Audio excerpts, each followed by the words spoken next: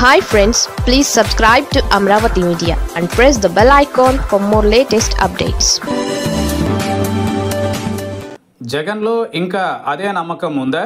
YCP అధినేత YS Jagan ఈసారైనా నాయకులకు గుర్తింపు గౌరవం ఇస్తారా? అదే ఇప్పుడు పార్టీలో చర్చ జరుగుతోంది.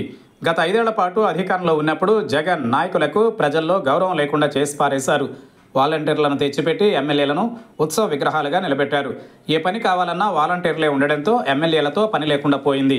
తానే తాడేపల్లి ప్యాలెస్ నుంచి బటన్ నొక్కి లబ్ధిదారుల ఖాతాల్లో నగదు జమ చేస్తుండటంతో ప్రజలకు నేతలకు మధ్య కనెక్షన్ కట్ అయింది.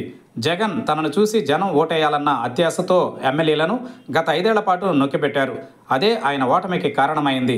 మొన్నటి ఎన్నికలలో జనం వద్దకు వెళ్లి తమకు ఓట్లు వేయాలని అడిగేందుకు కూడా ఎమ్మెల్యేలకు అవకాశం లేకుండా పోయింది.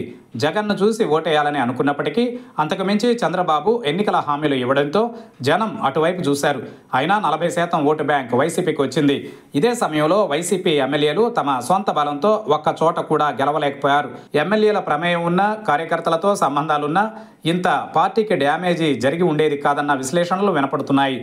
జగన్ ఓటమి పాలైన తరువాత కూడా తన పద్ధతిని మార్చుకోలేకపోతున్నారంటున్నారు. అధికారంలో లేకపోయినా వైసీపీ స్థానిక నాయకత్వానికి ఫ్రీ హ్యాండ్ ఇవ్వడంతో పాటు ఎమ్మెల్యే అభ్యర్థులను ముందుగానే ఎంపిక చేసి జనంలోకి పంపితే బాగుంటుందన్న సూచనలు వెలువడుతున్నాయి.